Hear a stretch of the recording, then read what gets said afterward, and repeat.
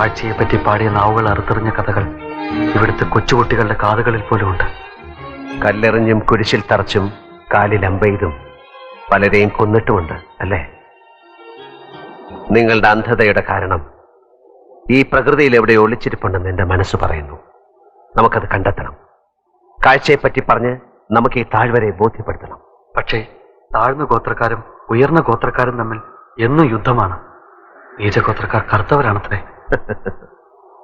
താഴ്ന്ന ഗോത്രക്കാരുടെ നിറം കറുത്തതാണെന്ന് ആരാണ് നിങ്ങളോട് പറഞ്ഞത്?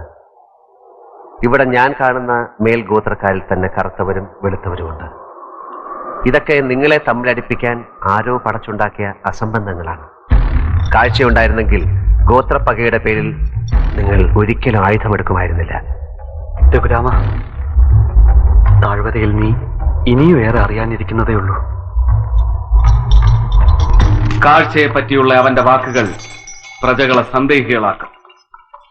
രമണകൻ അവന്റെ വാക്കുകളിൽ മയങ്ങി എന്ന് വെച്ചാൽ അവന്റെ നാവിന് കാതുകൊടുക്കാൻ വേറെയും രമണകന്മാരുണ്ടാവുമെന്നർത്ഥം. അവിശ്വാസബോധി ഉറപ്പിക്കാൻ അവനെ അനുവദിക്കരുത്.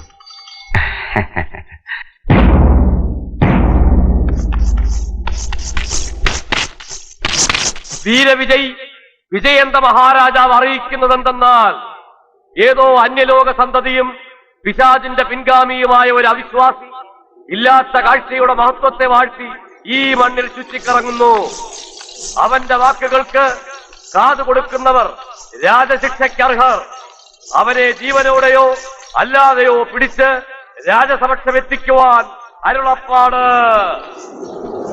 രമണകൻ അനുഭവം പറഞ്ഞപ്പോഴാ ഞങ്ങൾക്ക് വിശ്വാസമായത്. പക്ഷേ അത് പോരല്ലോ. കൊട്ടാരത്തിലെ കൺകാണിത്തറയിൽ തൊട്ടറിയാതെ വസ്തുവിനെ കണ്ടുപറയാനുള്ള പരീക്ഷയിൽ ജയിച്ചാലേ രാജാവ് വിശ്വസിക്കൂ. ഞാൻ തെളിയിക്കും. രഘുരാമ, നിന്നെ ജീവനോടെ അല്ലാതെ പിടിച്ചു കൊടുക്കാനാണ് രാജകൽപ്പന. ഒരു മാർഗമുണ്ട്. നീ ഞങ്ങളുടെ വേഷം ധരിക്കണം. അങ്കയും തലപ്പാവും തൊട്ടറിയുമ്പോൾ അവർ നിന്നെ ഈ ലോകത്തൊരാൾ എന്ന് തന്നെ കരുതിക്കൊള്ളും.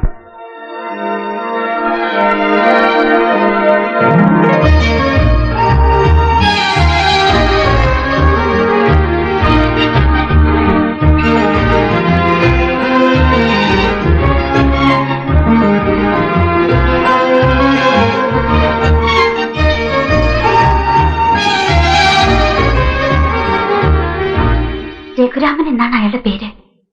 അയാൾക്ക് കാഴ്ചയുണ്ട്. രമണകനെ ആരും അറിയാതെ കൊട്ടാരത്തിൽ കൊണ്ടുവന്നു. ഞാൻ അയാളുടെ ശബ്ദം കേട്ടു. അയാളുടെ വാക്കുകൾക്ക് താഴ്വരയുടെ മട്ടില്ല. അയാൾ ഏതോ നിയോഗത്തിന്റെ നിമിത്തമാകാം. കാഴ്ചയുള്ളവൻ ദൈവപുത്രനാണെന്ന് പൂർവീകർ പറഞ്ഞിട്ടുണ്ട്. കൽപ്പന പുറപ്പെടുവിച്ചു കഴിഞ്ഞു. ജീവനോടെ അല്ലാതെയോ പിടിച്ച് ഹാജരാക്കാൻ. പാലുകളും കുരിശുകളും എന്റെ മകൻ ധാരാളം ഉണ്ടാക്കിയിട്ടുണ്ടല്ലോ ഭരിക്കാൻ. കുട്ടികളെ, ഈ ലോകം വളരെ ചെറുതാണ്. ഇലാമപ്പഴം പോലെ ചെറുത്. ചുരുക്കത്തിൽ നമ്മൾ ജീവിക്കുന്ന ഈ ലോകം മാത്രമാണ് ലോകം. തെറ്റ്.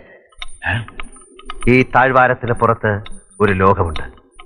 പർവ്വതങ്ങളും പക്ഷികളും പൂക്കളും ആകാശവും മേഘങ്ങളും ഇവയെല്ലാം കണ്ണുകൊണ്ട് കാണുന്ന മനുഷ്യരുമുണ്ട്.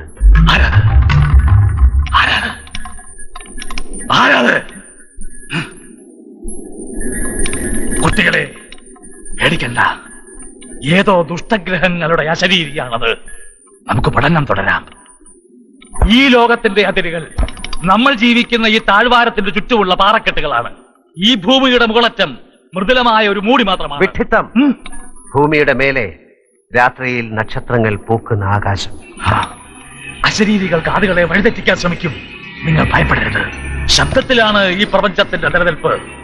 നാദതരംഗങ്ങളുടെ വേലിയേറ്റത്തിലും വേലിയിറക്കങ്ങളിലും പ്രകൃതിയുടെ വൃത്തിക്ഷയങ്ങളും കാലങ്ങളും ഉണ്ടാകുന്നു. ഗന്ധവും കേൾവിയും മാത്രമാണ് ശാശ്വതമായ സത്യങ്ങൾ. കാഴ്ചയെക്കുറിച്ചുള്ള കെട്ടുകേൾവികൾ വെറും കെട്ടുകഥകൾ. അവയ്ക്ക് കാതു കൊടുക്കാതിരിക്കുക. അവയ്ക്ക് അരുത്. കുഞ്ഞുങ്ങളെ കബളിപ്പിക്കരുത്. ഭൂമിയിൽ ശബ്ദവും ഗന്ധവും മാത്രമല്ല, കാഴ്ച കൂടിയുണ്ട്. അവിശ്വാസികൾക്ക് ഈ ലോകത്തിടമില്ല. ഞാൻ പറയേണ്ടത് നിങ്ങൾ പറയുന്നു. നീ ആര്? രഘുരാമൻ, സത്യം പറയാൻ നിയോഗിക്കപ്പെട്ടവൻ. താഴ്വാരത്തിന് അതിന്റേതായ സത്യങ്ങളുണ്ട്. അറിവില്ലാത്തത് നിഷേധിക്കുന്നവൻ അഹങ്കാരി. അസംബന്ധം പുലമ്പാതെ പാഠശാലയിൽ നിന്ന് കടന്നുപോകും. കാവൽക്കാരുടെ കാതുകൾക്ക് കുന്തമുനകളുടെ മൂർച്ചയുണ്ട്. കുട്ടികളെ, ദുഷ്ടാത്മാക്കളുടെ അസത്യവചനങ്ങൾ ശ്രമിക്കരുത്. ഇന്നൊരു പാഠം വേണ്ട. പൊയ്ക്കോളൂ, പൊയ്ക്കോളൂ. കണ്ണ് കാണാത്ത ജനതയെ പറ്റിക്കാനുള്ള വെട്ടിത്തം. ഏതാണ് ആ ശബ്ദം? അശരീരി, അധ്യാപകൻ കേട്ട അതേ അശരീരി. ഓഹോ, ദുർനിമിത്തത്തിന്റെ അപശബ്ദമേ. താഴ്വരയിലെ ശബ്ദശാസ്ത്രജ്ഞൻ ശ്രവണനാണ് ഞാൻ. വിഡ്ഢി, ശാസ്ത്രം സത്യമാണെന്ന് മനസ്സിലാക്കൂ. ശാസ്ത്രത്തിന് ഗ്രഹിക്കാൻ കഴിയാത്ത ഒത്തിരി സത്യങ്ങൾ ഈ പ്രപഞ്ചത്തിലുണ്ട്. ശാസ്ത്രം എല്ലാത്തിന്റെയും അവസാന വാക്ക് അല്ല. ജന്മാന്തരങ്ങൾ, പുണ്യപാപ സഞ്ചയങ്ങളുടെ കർമ്മഫലങ്ങൾ, മനസ്സ്, ഇതിന്റെ ഒന്നും അർത്ഥവും ആഴവും കണ്ടെത്താൻ ശാസ്ത്രത്തിന് കഴിഞ്ഞിട്ടില്ല. കർമ്മിയില്ലേ? ഉണ്ട്. ഒന്ന് ഗണിച്ചു പറയൂ. ശബ്ദദേവത കോപിച്ചിരിക്കുന്നു. ദേവതയ്ക്ക് രക്തദാഹം ഏറി. അവളുടെ ദാഹം തീർക്കുന്ന കാര്യം രാജാവ് മറന്നു. അതാണ് ദുർനിമിത്തങ്ങളുടെ ആരവം. ഇത് ശാസ്ത്രയുഗമാണ്. ശബ്ദ പരീക്ഷണങ്ങളിലൂടെ ഭൂമിയെ രക്ഷിക്കാനുള്ള ഒരു കവചം ഞാൻ ഉണ്ടാക്കിയെടുക്കാം. കഴിഞ്ഞ ആഷാഢത്തിൽ മഞ്ഞുമലകൾ ഉരുണ്ട് താഴ്വാരത്തിലേക്ക് പ്രവഹിച്ചപ്പോൾ നാം അതിനെ പ്രതിരോധിച്ചത് നരബലി കൊണ്ടായിരുന്നില്ലേ?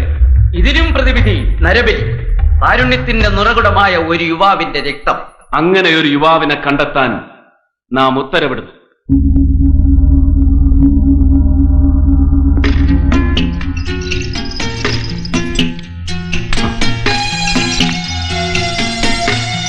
നരബലിക്കുള്ള തരുണനെ തീരുമാനിച്ചോ? ലക്ഷണമൊത്ത തരുണനെ കിട്ടിയില്ല. ലക്ഷണമൊത്ത ഒരാളെ ഞാൻ തന്നാലോ? റാണി തരുന്നതെന്തും നാം സ്വീകരിച്ചിട്ടല്ലേ ഉള്ളൂ. ഇതങ്ങനെയല്ല. കൊട്ടാരത്തിൽ ഒരു കൊടുങ്കാറ്റുണ്ടാവും. കൊട്ടാരത്തിലെ കൊടുങ്കാറ്റ് താഴ്വരയുടെ ഐശ്വര്യത്തിന് പകരമല്ല. എങ്കിൽ ഞാൻ പറയാം. രമണകൻ, യുവാവ്, ശബ്ദദേവത പ്രീതിപ്പെടുന്ന മധുരനാദത്തിനുടമ. കൊള്ളാം. റാണിയുടെ ബുദ്ധിക്ക് പ്രണാമം. അവൻ തന്നെ ആവട്ടെ.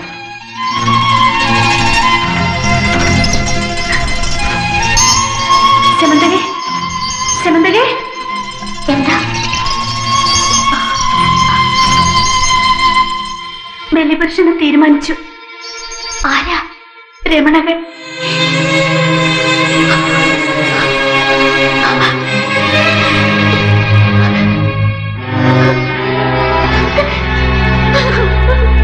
എന്റെ മകൾ അവനെ ഒത്തിരി മോഹിച്ചു പോയി. ദേവതകളെ പ്രീതിപ്പെടുത്താൻ എന്തിനാണ് ഈ നരബലി?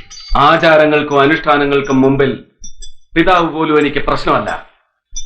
ശബ്ദദേവതയ്ക്ക് ബലി കൊടുക്കാൻ ലക്ഷണമൊത്ത പുരുഷനെ തെരഞ്ഞെടുത്തു. അതിലെന്താ തെറ്റ്? ലക്ഷണമൊത്ത പുരുഷൻ സോദരി സ്നേഹിച്ച യുവാവാകുമ്പോഴാണ് രാജാവ് സ്വാർത്ഥനാവുന്നത്. വേണ്ട മോനെ, ഈ നരബലി വേണ്ട.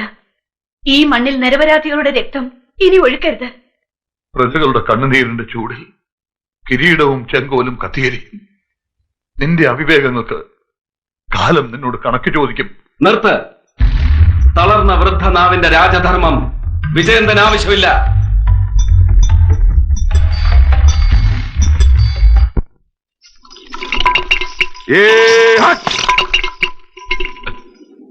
എന്താണാവോ അരുളപ്പാട്?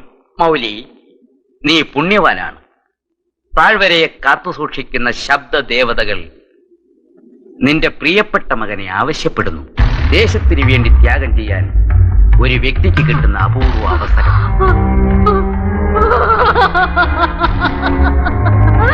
യജമാനനെ മറ്റെന്ത് വേണമെങ്കിലും ചോദിക്കൂ, ഇവനെ മാത്രം കൊണ്ടുപോകരുതേ. ബലിപുരുഷൻ ഇന്നു മുതൽ ദേശത്തിന്റെ സ്വത്താണ്. അവന്റെ മേൽ ഇനി നിങ്ങൾക്ക് അവകാശമില്ല. അനുസരിച്ചില്ലെങ്കിൽ ശബ്ദപര ദേവതകളുടെ ശാപം ഈ ഭൂമിയിൽ വീഴും. പിന്നെ നീയും നിന്റെ ഗോത്രവും രക്ഷപ്പെടില്ല.